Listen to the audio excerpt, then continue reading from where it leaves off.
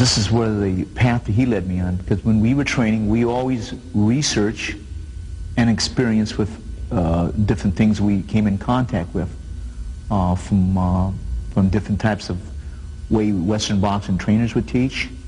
He researched Silat, which very few people at that time period even were into. He researched Thai boxing. He researched Savat. He researched different grappling methods, known and unknown methods. He bought every book he can find in martial art, and he put the, I won't say the style, but he took the basic essence of what he called martial arts from that particular system and incorporated it into his own personal fighting system, which he called Jeet Kune Do. Keep it up. Sensitivity. And cool. Cool. So I'm just doing exactly what I feel that he would have wanted me to do if he was still alive. And that's a direction. And most of his people weren't into the research part. And I think I stated in my first book, he says, if you don't understand and join me in the research, you will not understand what Jeet Kune Do is all about.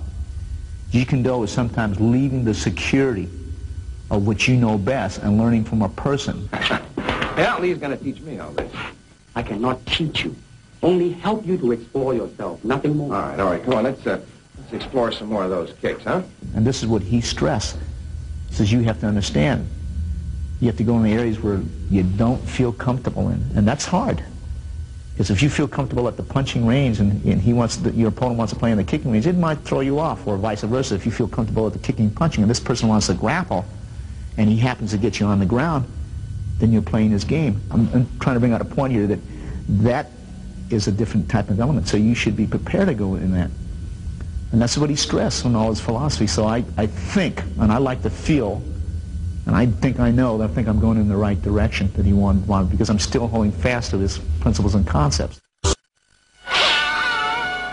Bruce Lee left a legacy that revolutionized the martial arts and filmmaking. His memory is still held dear by those whose lives were touched by him. I was in a store, and I wanted to buy these weights, which is about 150 pounds, and I didn't have the money. And I looked at it, and he said, well, let's go. And he said, boy, I wish I could get this. I just mentioned it. He said, you know, I wanted to buy some weights for Brandon. And at that time, Brandon was like 5 years old, so I thought it was kind of strange that he would buy these weights. And as we walked out, and when we got to my house, he dropped me off. He says, I was just kidding. It's not really for Brandon. It's for you. And as long as you use it, I will be very, very happy. So use it. And he gave me the weight. So I was very touched by that. There was a whole world of film that America and Europe was ignorant of, which was martial arts films. And that by styling himself in the way that he did, he became, number one, the person to introduce the world to Chinese martial arts, and really in general to martial arts.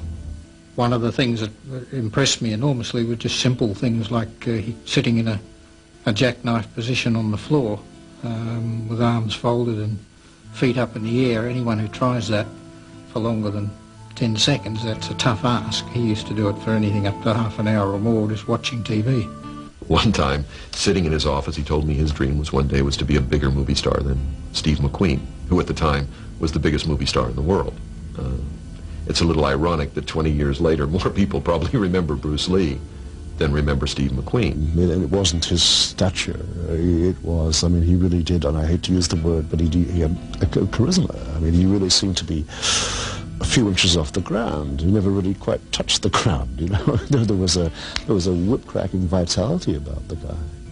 And of course, you know, rather than shake your hand, he'll demonstrate his, you know, the ability to send his foot past your nose, clearing it by at least a couple of tenths of an inch at about 140 miles an hour, and by way of introduction. Bruce was trying to show us a way in which we could make ourselves better people. The way I look at it is that, unfortunately, we have to go through the physical aspect of entering into the spiritual essence of the martial arts, and which I feel is the most important, the final plateau in one's life, and And the reason I say that is because at that point, when the door opens to get you into that spiritual plateau, that's when you finally learn who you are so that you can honestly react to anybody else without having any fear. I know that when you speak to the younger film directors in Hong Kong today, they all grew up on the Bruce Lee films. Bruce Lee is to them still an idol. When you talk about what would you like to do, the answer is I would like to make a film that could have as great an impact on the next generation as Enter the Dragon had on my generation. And I've been told that by not one Chinese director, by at least 5 or 6. And actors, by the way. You ask Jackie Chan who the biggest star in Jackie Chan's mind is, and he will say without a doubt, Bruce Lee. Anyway, he completed his life, I think. I don't know what more he could have done. I mean, his influence is still felt, is still being felt.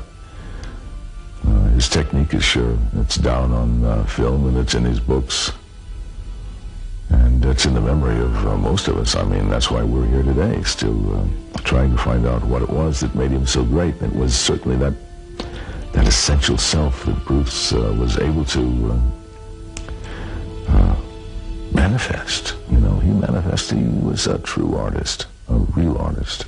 Like everyone else, you want to learn the way to win, but never to accept the way to lose, to accept defeat, to learn to die, to be liberated from it. So when tomorrow comes, you must free your ambitious mind and learn the art of dying.